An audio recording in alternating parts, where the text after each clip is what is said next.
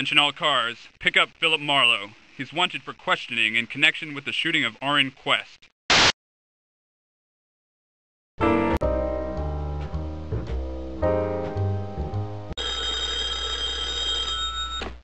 Hello? Philip Marlowe? This is Desk Sergeant Duggan. Detective French would like to speak to you. Marlowe, we'd like to see you down at headquarters.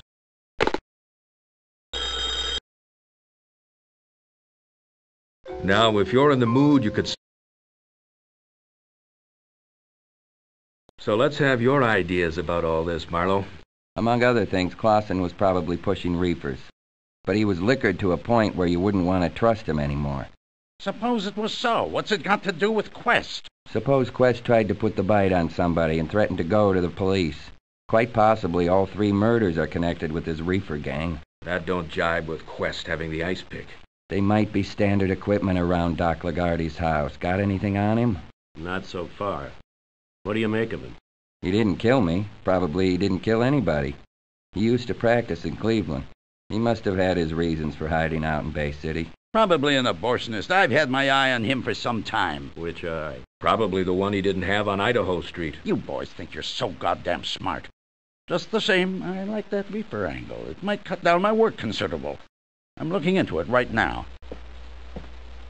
If you were guessing, Marlowe, what would you guess they were looking for in that room at the Van Nuys?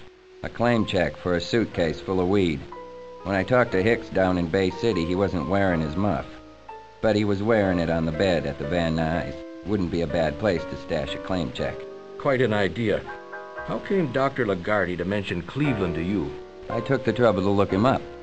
A doctor can't change his name if he wants to go on practicing.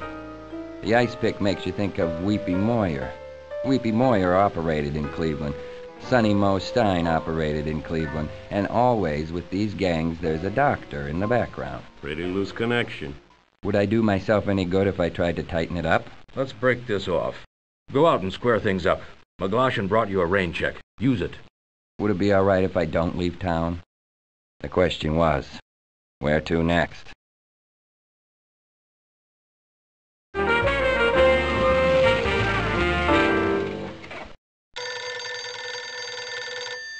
Amigo, there is trouble.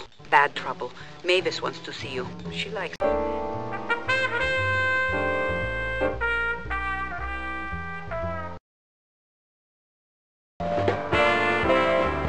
I'm being very foolish.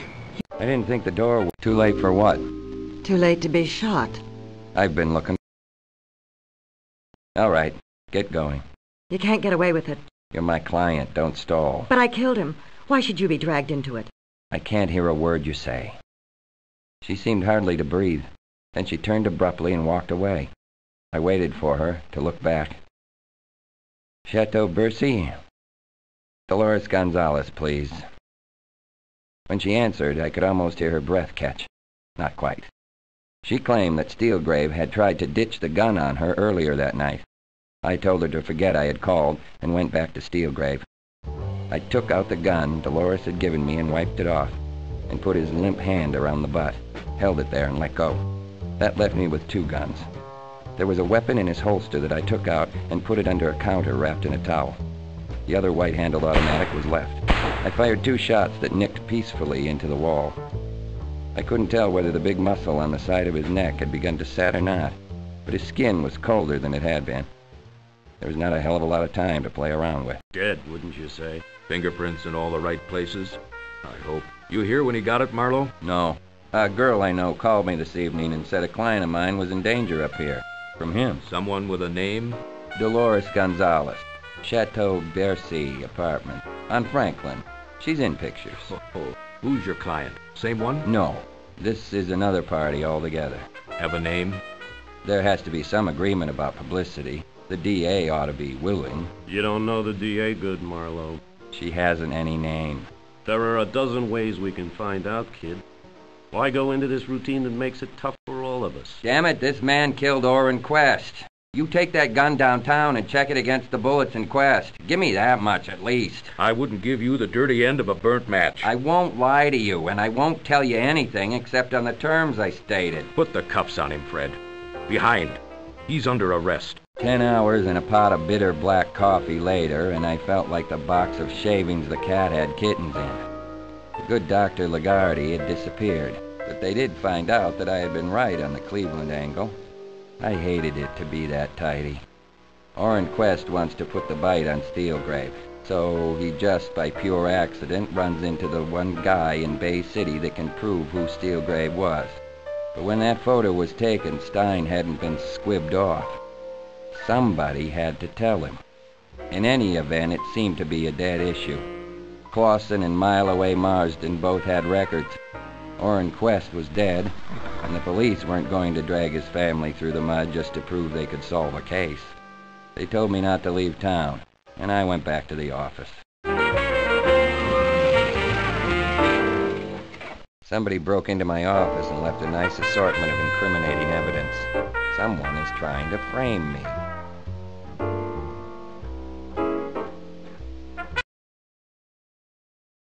This is Car 18. Officer down. Request backup and an ambulance immediately. Suspected shooter headed north on Mulholland.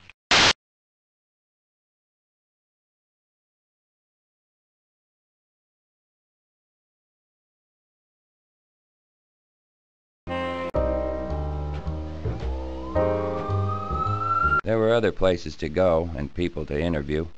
There might even be people waiting for me in my office. Where should I go next? The police will be looking for you, Marlowe. Get your wisecracks ready. You'll have a lot to explain when the police find what we've let in your office. Mr. Philip Marlowe, this is Miss Hutchins of the District Attorney's Office. Your presence is required immediately in the DA's office in connection with the murder of Mr. Charles Steelgrave. The DA is expecting you.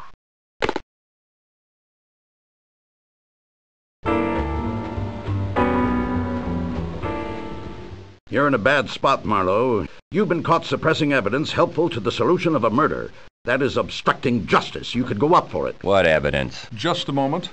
Is that photo the evidence Mr. Marlowe was supposed to have suppressed? As Miss Weld's attorney, I'd like to point out that that photo isn't evidence of anything. Mr. Farrell, I'll ask the questions. Miss Weld, are you prepared to take the stand and swear as to the time and place when this photograph was taken? No, Mr. Endicott, I couldn't. I didn't know it was being taken. All you have to do is look at it. I've had lots of photos taken of me, Mr. Endicott, in a lot of different places and with a lot of different people. Somebody shot Steelgrave to death last night. It could have been anybody. It could even have been Miss Weld.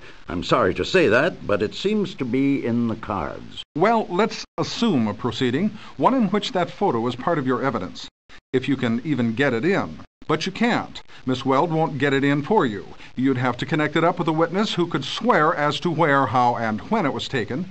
The only man who could connect it up is the man who took it. I understand he's dead. This photo is clear evidence of itself that at a certain time and place Steelgrave was not in jail and therefore had no alibi for the killing of Stein. It proves nothing whatsoever. And if that's the evidence Marlowe suppressed, then he didn't, in a legal sense, suppress evidence at all. I wasn't thinking of trying Steelgrave for murder, but I am a little interested in who killed him. Are you sure he was murdered? I understand 2 guns were found, both the property of Steelgrave. One of these guns had killed Quest and also Stein. The other had killed Steelgrave.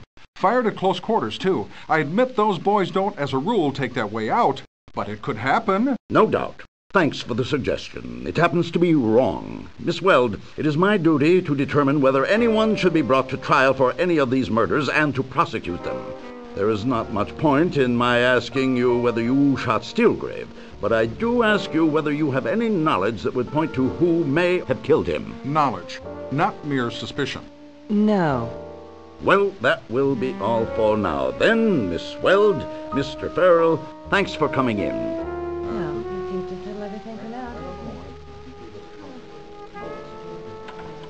You're not exactly proud of the way you've handled things, are you, Marlowe? I got off on the wrong foot. I could make a lot of answers to that. They'd all sound about the same. Thanks for coming in.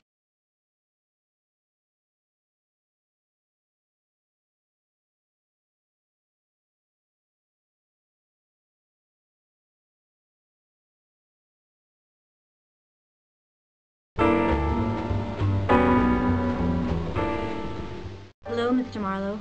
I'm going back home. Back to Manhattan, Kansas, where you both...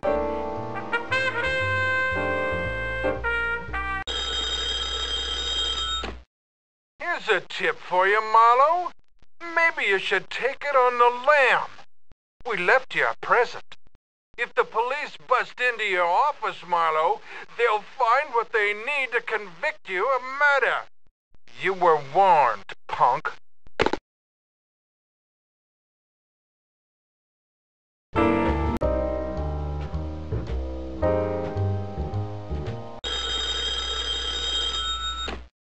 Amigo, are you all right? Would you like to come and see me?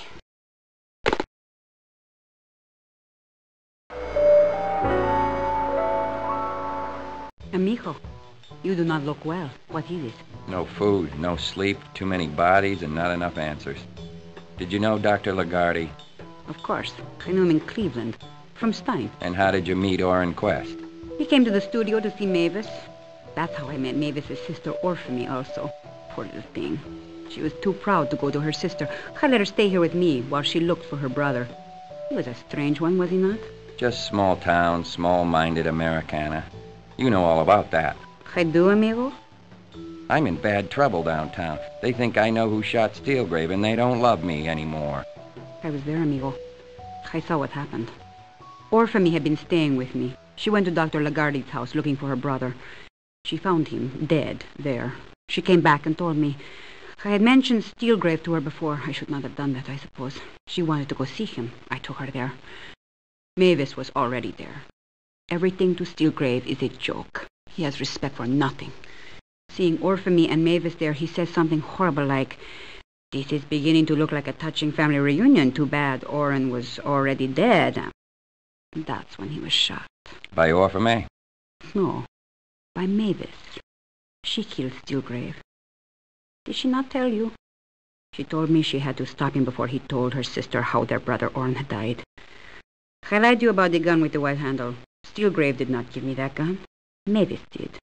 The gun I handed to you was Mavis's gun. The gun she shot her loco brother with. She could not bear what she had done.